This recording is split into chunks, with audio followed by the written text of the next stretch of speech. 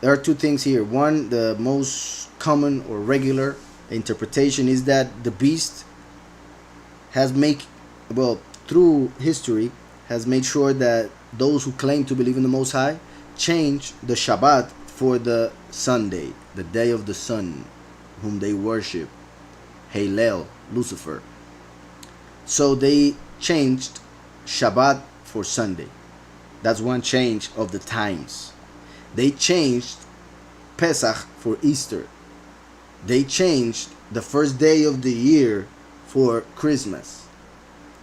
The true year in the true calendar, which is when Yahushua actually was born, close to the end of March in the Gregorian calendar. But they worship the sun on Christmas, on December 25th, which is the birth of the sun, according to all the religions that worship the sun. So, the beast has made sure that people change the times that Yahweh set up, like his 8 feasts throughout the year, like the Shabbat every week, and other things. So he has changed the times and the law, because he changed the Torah through the false Messiah and false doctrine. For instance, says that the Torah doesn't matter anymore. Throw it away because it was destroyed by their Messiah according to their belief. So he changed the law in that sense. That's why he is the lawless one. Well, he's the one that brings the lawless one, the abomination of desolation, which is the actual manifestation of that lack of Torah.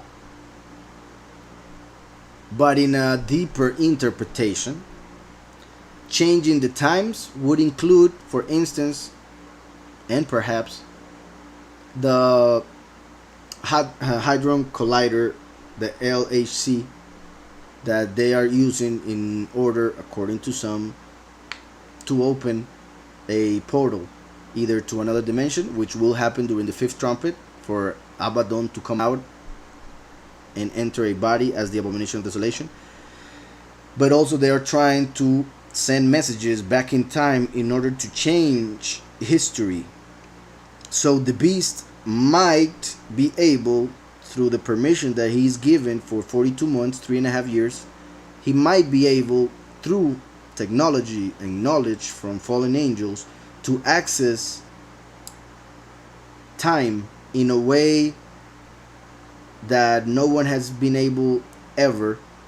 And when he does that, he's actually going to break it, because Satan is trying to keep time going for him to keep ruling on this earth for infinity. Yet Yahweh is bringing us to eternity, so he has to clothe this reality.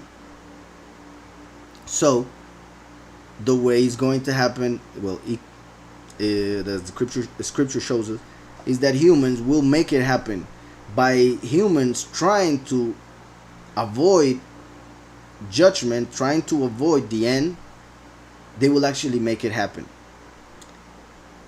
I hope that is being understood. So one possibility is that he's actually going to be able to access time in a way that nobody has, and by doing so he will actually break it, and by breaking it he will destroy this time and therefore this reality, so that Yahweh can make a new heavens and a new earth for eternity. So it says, shall persecute the set apart ones of the Most High, and shall intend to change times and law. He'll try to change time itself to continue. He'll change the times for him to be worshipped instead of Yahweh, to the times that Yahweh set up for us. And the law, the way to interpret the law, the way to fulfill the law. And also all the laws that he's changing. For instance, people cannot, in certain places, go to buy something without a mask. Eventually, people won't be able to buy something without a chip. So many other things. He's changing the law, the true law sent by heaven. For instance, now, in most parts of the world, they see homosexuality as something that is normal and even good, and they associate it with love. Has nothing to do with love, nor with good. Yet that's how bad this world has become, because they call good bad and bad good. So that's part of the change of the law. Shall intend to change times and law. Then the set apart ones shall be given into his hand. And actually, I'm seeing some issues with this translation in English, actually. Just like the one I mentioned earlier, this one also. The word set apart ones is not found there, but they put it because if it's not there, it says he shall intend to change times and laws, and they shall be given into his hand for a time and a times and half a time. So, for 3.5 years, times is two, plural. Times two.